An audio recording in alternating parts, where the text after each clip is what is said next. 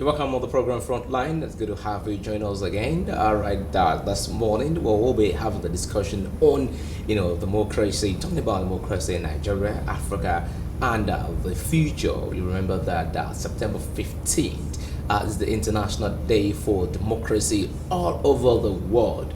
And it's quite important for us here in Nigeria to take a look at, how far have we been in this democracy, and how have we been enjoying the dividend of that democracy now. Just to bring to understanding that democracy, has different definitions, but let me just bring this to us. Now, it can be regarded as a system of government by the whole population or the eligible members of a state, typically through elected representative.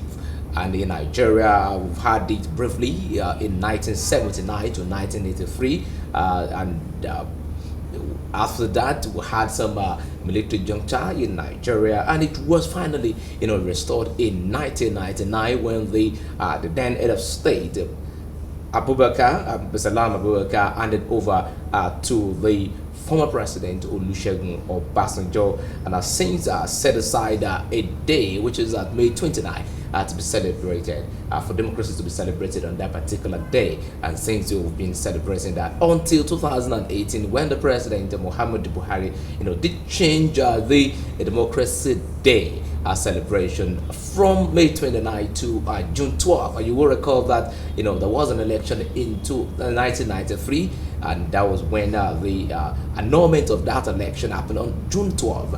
That's the election being said to have been won by the late Muhammad MKO Abiola in 1993. And yes, in Nigeria, that election in 1993 so far has been regarded as the most free, fair, and credible election in Nigeria. Now, here we are, 20 years down the lane, 1999 up to this moment. How far has Nigeria been faring in the actual, sense of democracy? And I have, someone in that area that will do justice, to every question that we're gonna have, this morning. Don't forget, you can join us on our Facebook, and you can join us on our YouTube. You can also join us on our Twitter handle for us to have several questions if you want to join the conversation right here on New Frontiers Television. All right, with me in the studio, I have the National Vice Chairman of the All Progressive Grand Alliance, that's for the Southwest. Here with me, I have Deacon Samson Segun Olalere. It's good to have you join us on the show today. Yeah, it's a pleasure being with you. Viewers at home, I say good morning. All right, sir. Now let's take a look at democracy in the actual sense. Let me just put this to you. Would you say that Nigeria, we are practicing democracy? Well, I think when you look at democracy and then system of government, it's a continuum from one end to the other. So when you look at democracy, you look at it, at what point are we as at now? There is no nation that has gotten to the other end in terms of democracy, because what we look at in a democratic system is that there should be free choice, freedom of choice, kind of. But you discover that even the most advanced democracies these days, there are influences here and there that determine who becomes the head of a government. So when you look at it from the point of view of Nigeria, we will want to say that we are moving. When you look at it, at least in the last, say 20 years now, 16 plus whatever we have had now, at least we have had a steady movement. And that's something that we should also give ourselves credit for. We have never had it this good. Previously, we would have had interjection, maybe military, scuttling of the election and all that. But so far, so good. I think if we will allow ourselves opportunity and chance, definitely we will get there. We have not reached the best, but I want to say that so far, so good. In this dispensation, at least 8 years, or 16 years or so, of self-government, no military intervention and all, we are getting it right. And eventually, if we are patient and we give ourselves time, definitely we'll arrive at where states like America the United Kingdom, and then Western world have got into. It took them time too, and that's one thing. We are so much in haste. It took, when you look at the history of those countries, though we have the benefit of the fact that we can learn from their own past in order to shape our own present. But all the same, when you look at what it took those countries to arrive where they are today, then we should give ourselves some kudos that we are also moving towards what is called democracy. All right, so if I get it right, you're saying that 20 years of uninterrupted democracy in Nigeria is not enough for us to establish, dividends of democracy. No, not that it's not enough for us to have dividends of democracy. When you compare what we have had in the last 20 years with what we had when we have this military government, you will see that we have gained more. At least when you want to look at it, freedom of speech, for instance, is one thing that you cannot shy away from as development that has advanced. Previously, you cannot talk, you are gagged. With a military government, you are gagged and not. Though now too, it's not as if we have attained that freedom, but it's better. You can say your mind. Even if they will gag you, you still have some people standing up for you to fight for you. So when you look at it from that point of view, we have moved forward than we used to be. Now, democracy is characterized by good governance, transparency, innovations, and accountability. Can we say that the governments that we've had over time, have been able to give this to the people? It's quite unfortunate. You see, that's what democracy should be characterized with. But it's one thing to choose people, it's another thing to have people who have what it takes to give the people what they require in terms of welfare, in terms of good governance. It's a function of who is governing. And that's where Nigeria has not really got it right up to now. But like I said, we will not, because of that, crucify ourselves. We are still moving forward. We'll get to a point where we'll get there. In earnest, we have not really gotten the dividends of democracy that is expected of any good democracy. For instance, in Nigeria, we claim to, when they call Nigeria, they call it Federal Republic of Nigeria, meaning that we are running a federal system. But when you look at what we are running, it's quite unfortunate. Power is skewed towards the center. A federal system power devolve in a federal system, whereby the units, in this case the states, should be able to annex their resources, develop at their own pace. That's what a federal system should be. But in Nigeria, we have not really gotten there.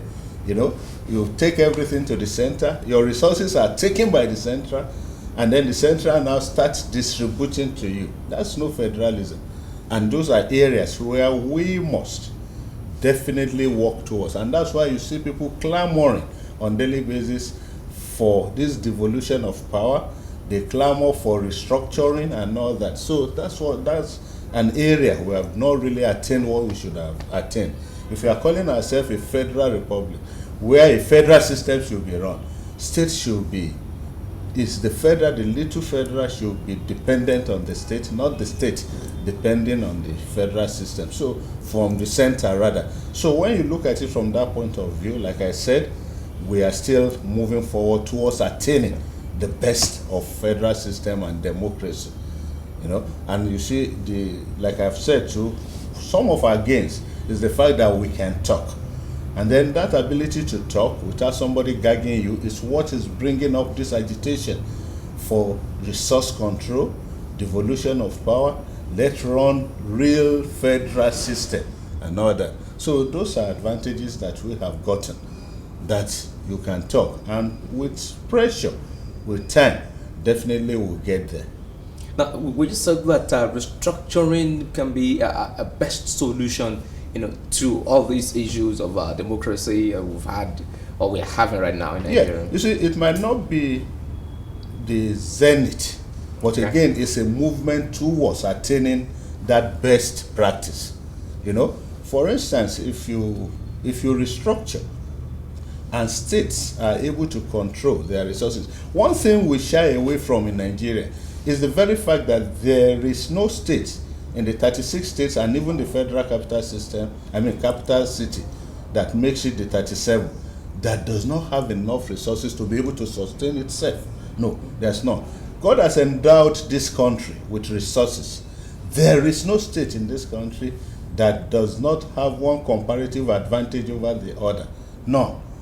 But because of the kind of skewed federal system that we run, you can, at the end of the month, take your cab, go to the federal, and get some money. So that has made our leaders, at least at the state level, very lazy. They are not exploiting the resources they have because they know, come rain, come shine, at the end of the month, something will come from the center. And this thing that comes from the center is being tapped from each of their states. So that's the thing we are talking about. If we are restructured, and everybody knows that, well, you eat as you walk, everybody will look inwards and say, what resources do we have? Then you see cooperation between and among states. You look at the area where you have a comparative advantage over the other state, you now cooperate. Like, for instance, we are moving towards that when we had this lake rise between Lagos State and Kebbi State. Kebbi State has the land, but they don't have the money. Lagos has the money, but it doesn't have the land. So they had to come together. Okay, we will have money. We can assist you with the land you have. Let's have production of rice. Who will sponsor that? Then we'll now share the benefit. So with that, Kebbi State, its land is now productive, bringing in money. Lagos, who has money now, can feed its people with the rice thing and even sell to other states. So you see, if we have a true federal system whereby there is this resource control, you'll see that every state will bring out its ingenuity, and then the development we are clamoring for, welfare of the people we are clamoring for, will definitely come to bear. Now, talking about that, improving that revenue of each state, Right. having the resources that you did mention. Now, Right. just last week, the Federal Executive Council, Council approved the increment by 40% of VAT, that's the value-added tax, to 7.5%. Right. Just because they want to expand the revenue, for state government and federal government to be able to meet up with the new minimum wage. Did you say that in the right direction? No, that's not in the right direction. Who bear the brunt? You see, that's the question people are not asking. Who bear the brunt? You have increased the VAT. All right, it's the common man on the street that goes to buy these commodities that will pay that VAT, and then the workers. So it's just like giving somebody something with the left hand and collecting back with the right hand. So you still come to ground zero. So I don't think that's a good system at all. Increasing the tax, increasing salary by whatever percentage, and then increasing the tax on the other hand. I mean, you are just taking away what you are giving, and then you bring the people to the same level where they are. So it's just not the right thing to do. What the right thing to do is to really focus, all right, on the productive sector of the economy.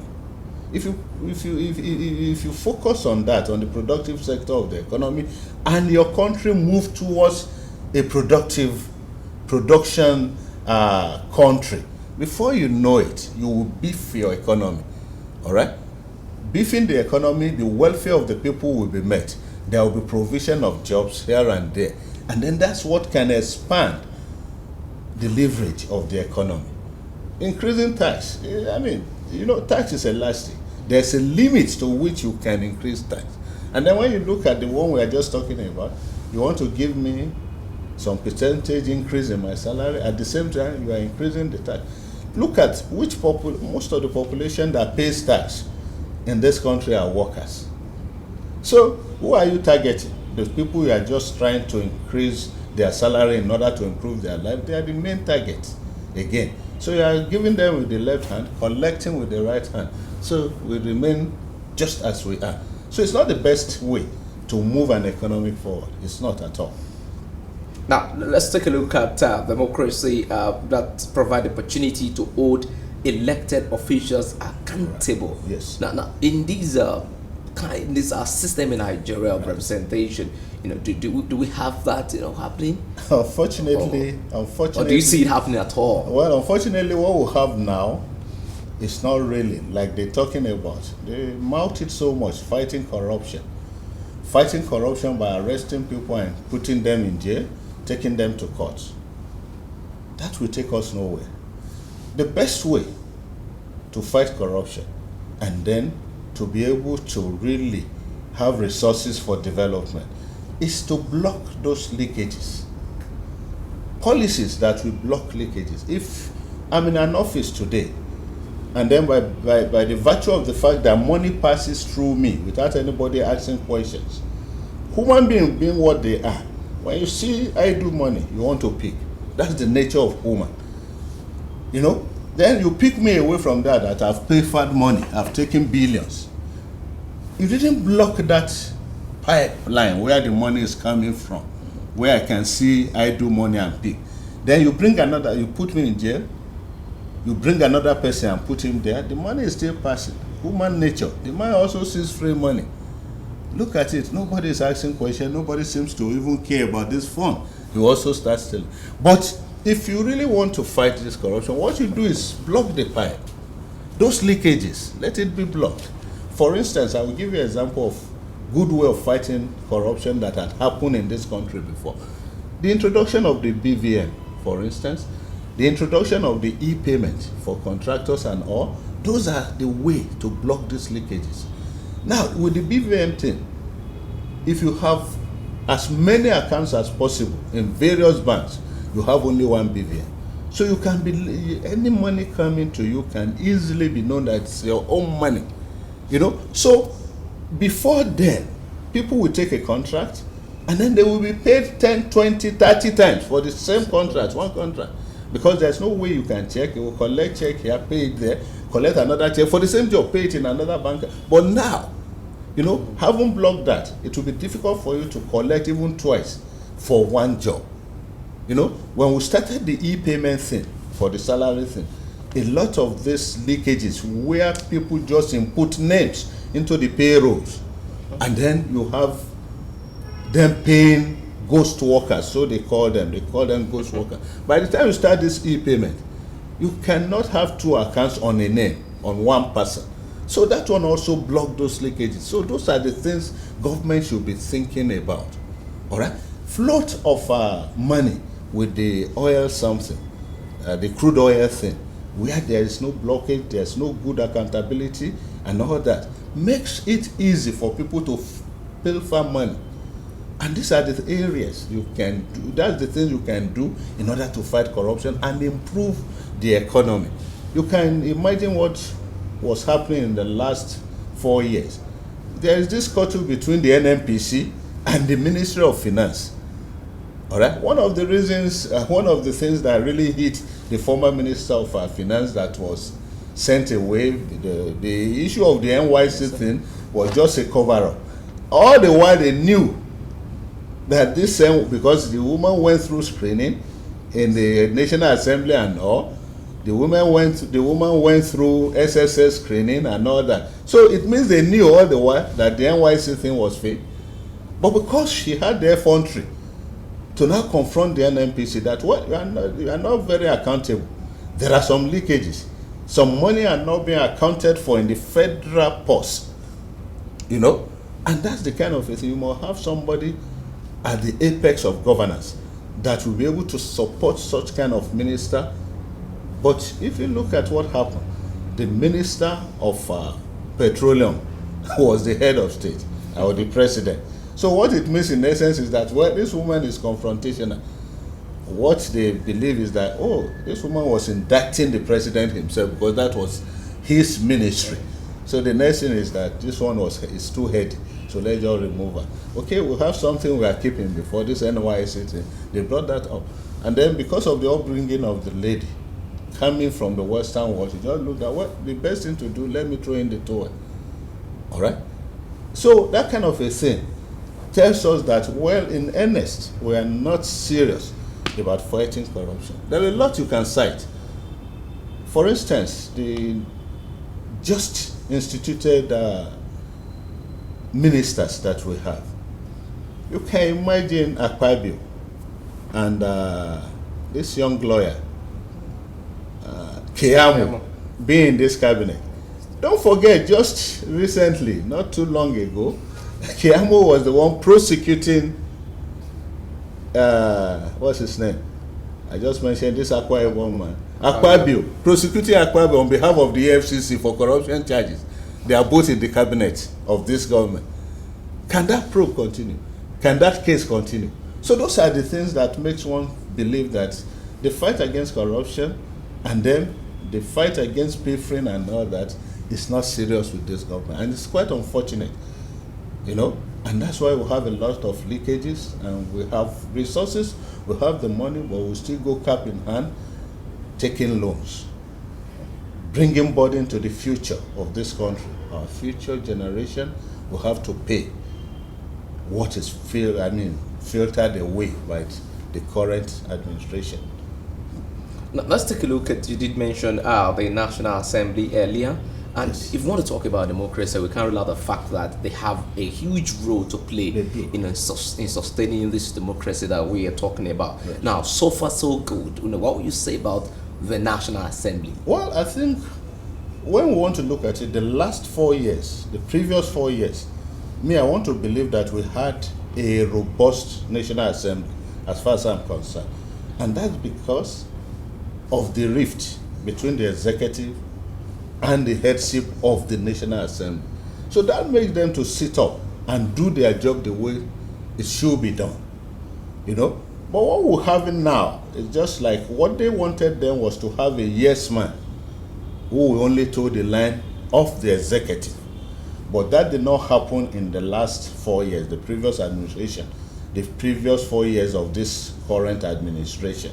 And because of that, you discover that the National Assembly was doing its duty, trying to probe into most of the things and right things. Though they did all they could in the executive to put the head of the National Assembly, who was the former Senate president, into trouble. But all the while, the man find a way out of all those problems. So now, you can imagine somebody who becomes the Senate president telling us, I think Nigerians will remember what he said before he became Senate president, having won his election. He was telling us that if this president decides to bring a bill that he was going to run for a third term, he will champion the passing of that bill. We have a constitution. We have not amended our constitution. You cannot go beyond 2 terms. All right? So somebody who has not become Senate president telling us that, well, he's ready to perpetrate the president if he wants it that way. And eventually he became the Senate president. What are you expecting? Yes, ma'am. And then we have been seeing traces of that now, because they were able this time around to get their men who they think will toe their line into the headship of the National Assembly. So we might not be having the next 4 years or 3.5 years left for this government, we might not be having a robust National Assembly. It will be a teleguided. Unfortunately, the government in power has majority in both houses, and then they have stooges as the head of the 2 houses. So definitely, you will see a lot of manipulation, and that's not too good for democracy. Because what will happen is a situation where we should have a check and balance thing. We have 3 arms: the judiciary, the executive, and then the legislative. And what we expect is that these 3 will checkmate each other in order for us to have a robust and good government. But a situation where, look at, a lot of things happen in this country. Look at the judiciary. We had a lot of arm twisting of the judiciary, that made people to move back a little bit and allow so many things to happen. And that's not good for democracy. Let everybody do his own job, and that will give us a robust democracy and development of the nation. All right, now let's take a look at the Constitution Yes. now that we have presently now. Those are amended anyway. Do we say that those Constitution and the clear view of, annexing democracy? No, not really. You see, and that's one of the bane of the development of our democracy in this country. That constitution was given to us by the military. We can't shy away from that. And there's no way, we didn't have any robust debate before that constitution came up. And that's what we are still using today. The military just gave that to us And then they had a lot of loopholes within the constitution, which has not been, in the last 20 years of this democracy, which has not been looked into. And that should be done. Because the military, we call it our constitution. It's not our constitution. It's a dictated constitution by the military. So they concocted something that will give them ease and leverage to just get out. And then they put a lot of what you call time bombs within that constitution. We must be bold enough, now that we have had a steady self-governance for the last 20 years, we must be bold enough to be able to change the face of that constitution. Give ourselves a new constitution that will aid our democracy. What we have cannot, because it's a military gift with a lot of time bombs within that constitution. All these amendments we are doing, will not help. The thing is, let's give ourselves a new constitution that will definitely talk about a true democracy, a true federal system. In such constitution is where you have what I talked about before, this devolution of power, this restructuring in order to move the economy forward and all that. So if you have that, we will be able to move forward, and then we'll be able to say that we are moving in the right direction to attain, even if we can't get to the zenith of democracy, but we'll be moving towards seriously the right side of democracy. Now today, the politics that we have in Nigeria is tending towards a politics of money. Yes, when you don't have the fund, you might not be able to contest. Or if you can imagine if the fund, the forms for contesting for a political position is as much as 50 million thereabout. Right. How do we go about this issue? We want to practice democracy where people that have the idea, innovations, but don't have the money will not fall prey to the money bags of godfatherism. Yeah, it's just like what we have just said, that we need to give ourselves a new constitution. Such constitution will address what you have said. For instance, when you look at what we are operating now, the politics that we play now is so much monetized.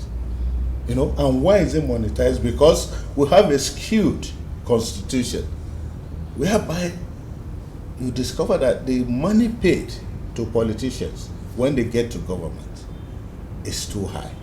So everybody eye that, and that's why they want at all costs, to be there, and they'll be ready to do anything, pay any money to get there. You see, the restructuring must start from the fact that let's make our National Assembly and even our governance a part-time thing. If you must have your job, so maybe you are just sitting 2-3 days in a week. Go back to your job. You get it? Then you will see that it's only the serious ones that will be interested. Those who are really ready to move this country forward. Why everybody rush now? At all costs, by all means, people will sell their properties, sell all they have to buy from in order to get there, because they know there's money there. And because they want to make this money, they are ready. So the real people who really want to govern, who want to move the country forward, who don't have that fund, can never get there because of the skewed nature of our constitution. Make it a part-time thing, then you see that it's only the serious-minded ones who want to move the country forward that will go there. I will be paid for allowances for sitting. Then why do I leave my job and go there? But that's what we should really be aiming at. So that new constitution should peg all those things. Don't make that thing that at the political positions, don't make it that attractive in terms of fun.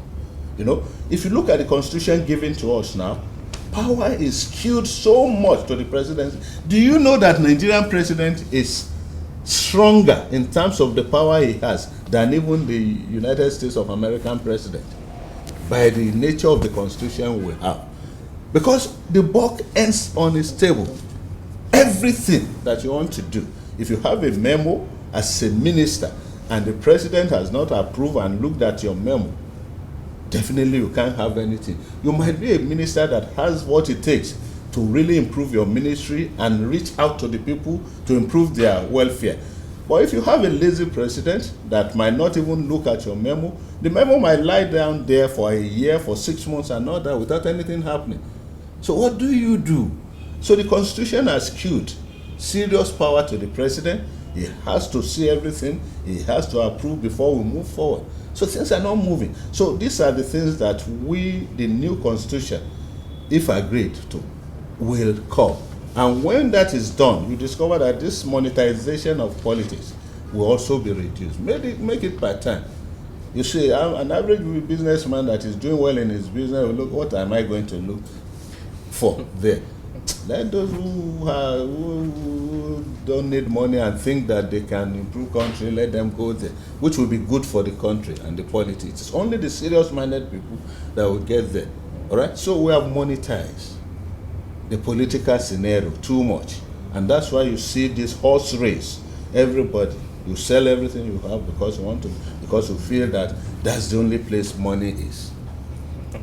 Yes, the discussion has been with the National Vice Chairman, Southwest of the All Progressive Grand Alliance, talking about Deacon, Samson, Segun, Olalere, and we've been talking about, democracy in Nigeria, and taking that as a cue for Africa. I wouldn't forget that, yes, we have, democracy in some part of the African countries right now. Is in Kenya, is in Mali, we have in South Africa also, we have in Cameroon, and some other countries in Africa, practicing that. But when they come home and I see, how far that's Nigeria. And we all know that Nigeria from the Western world has been regarded as one of the pivot for Africa in a whole lot of things, and the giant of Africa that we used to be.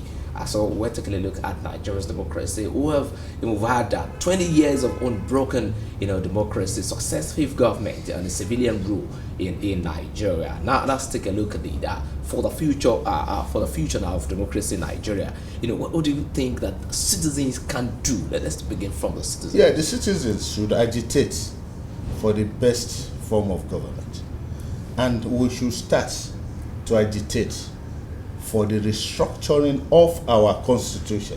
That's the first move. If that constitution remains as it is, I don't think we can move forward.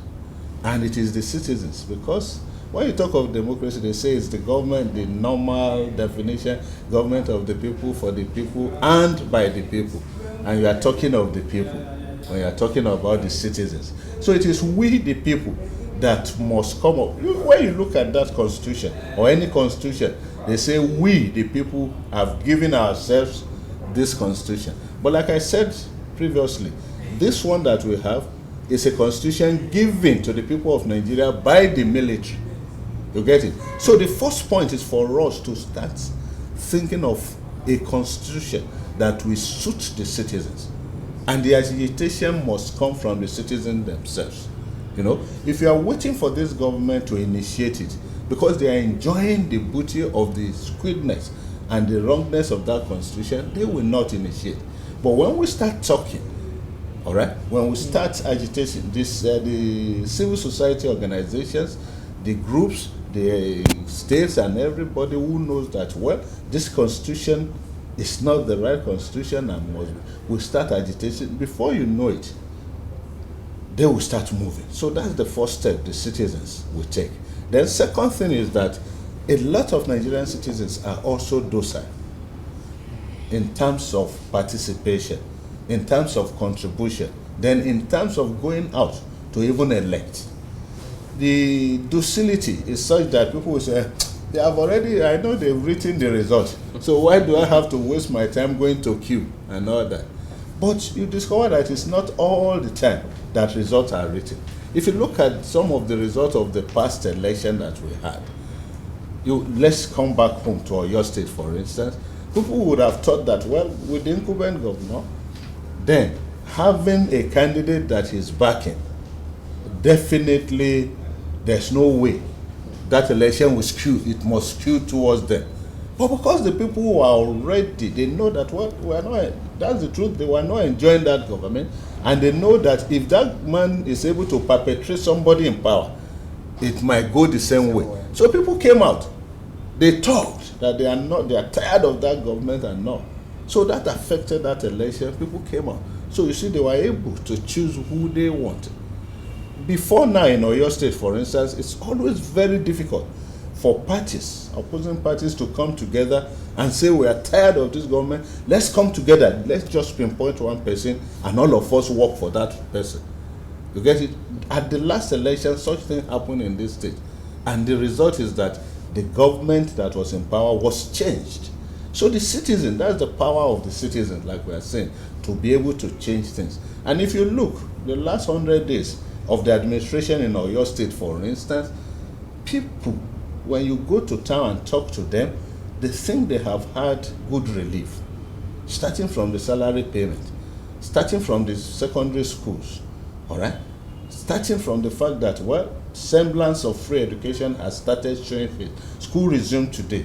Nobody is telling the students the public school, that you can't go into the class because you have not paid, is it 3,000 naira? You know, so people are happy. They made that choice. And they came up together and said, no, we're tired of this. Some people dropped their ambition as governor and supported one person, and they were able to change that government. So that's the power of the citizens. So if we are tired of something and we know that's our right, let's come out, all right? Exhibit that right that we have. We will also be able to dictate the pattern of government that we have. So the citizens have that power, but if they don't use it, those in power, there's nobody in power that wants to leave. And that's the kind of example we had from our Baba then, Obasanjo, the third term agenda thing. In power, it's difficult, except you have the Spirit of God. It's quite difficult. Yeah, it's quite difficult. Because when you look at what surrounds power, especially in Nigeria, everything is free. You know, you want to go anywhere, you can time yourself 5 minutes, because they will clear the road for you. By 5 minutes, you are there and all that. Then you eat free, everything. I mean, so to leave that place, then the power that especially in Nigeria, the kind of constitution we have, the power that the president execute is too much. So there's no way those people in power will want to leave. Look at what is happening. Rather than leaving, when you are in party A today, in power, and you discover that it's party B that can, you see a lot of them again moving from party A to B because they still want to remain in power. You know, and that's the kind of a thing that has to be changed by the citizens of this country. Now, what will you put as an advice? You know, you've been at the helm Yes. for a long time, you know, for politicians, you know, to sustain this democracy, and in the nearest 20 years, 30 years, we'll have something, you know, Well, to point to. You see, to the politicians, to a large extent, what I will say is that every Nigerian should see himself or herself as also a politician. Let's all come and participate. If we leave it to the few that controls power, definitely they will want to perpetrate themselves, perpetrate the system that is there. But if everybody takes interest, because you know that whatever those in power do affects your life, so you should also be part of determining who gets there and what who gets there does, starting with the agitation for the change of the constitution, and then the running of the constitution that will give ourselves the way it should be run. Then before you know it, those who have seen politics as their bedrock and the only thing they can live on, before you know it, you see us pushing them out of the place. Because eventually, when everybody takes interest, the welfare of the people will be paramount. Welfare of the citizenry, welfare of everybody, rather than the welfare of the few who have now annexed the power and are ruling us. So that's the kind of a thing we are looking forward to. All right? Don't leave it to just people. Some people will tell you, especially in the religious circle, it's quite unfortunate that so many people, even in the religious circle, either Christian or Muslim, will look at politics as a sinful arena. It's so funny and irritating.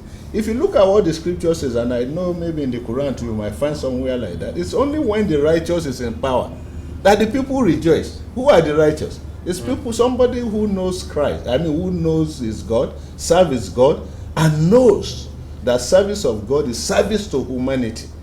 All right? Those are the people you can ask to say they are right, and they say it's only when such people are in power that people will rejoice. Where can you find such people except in the religious circle? But the same religious circle will now alienate the thing and say, well, leave it for them. It's a sinful arena. Then we can move forward.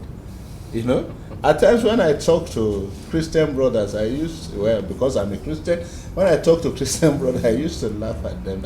When the Bible says that when we get to heaven, some people you will make heaven, but you will still weep when you get to heaven. Why will we weep? Because in heaven you will see everything that you would have attained, where you should have been at a point in time, but because of your carelessness and your ignorance, you suffered not getting there, but it's meant for you, but you did not take it. You know, you will not get there and say, and I suffer so much. Even one of my child died because I did not do this and that. So definitely there will be weeping that, how did I decide to shortchange myself? And that's what's happening here. Definitely I can't be a governor as a Christian, for instance, and go there with the aim of going to steal. No. Because I know from what I've been taught, what I've been imbibed, all right, that stealing will debar me from making heaven. And I want to make heaven. And I also know that being my brother's keeper, that's doing the right thing to my brothers, is one of the injunctions of living that is right. So why will I now take what belongs to 10 people and next to myself alone?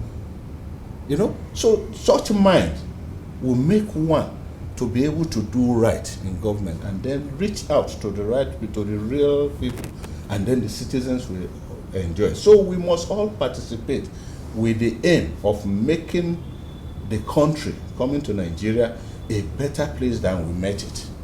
That's a good point, Yes. but for us to make it a better place than we met it, and Yes, that's a challenge for every one of us as individuals, as citizens of this great country, and as politicians, at the head of affairs, and for individuals who are thinking the other way, not to go into politics. You've heard it from Deacon Olalere this morning, and it will be a good thing to see the next election, and we will have much of youth going into politics these days. Yes. And that's a quite interesting one. Interesting. But it can be better. It's not It yet can there. be better. It That's can true. be Yes. better. All right. The discussion has been with Deacon Samson Olalere. Thank you so much for coming around the show to sit. It's We a really big- appreciate your presence. It's a big pleasure. Thank you for having me with you too. All right. The program is Frontline. My name is Segunfunmi Oyedokun. Join us again tomorrow. Good morning.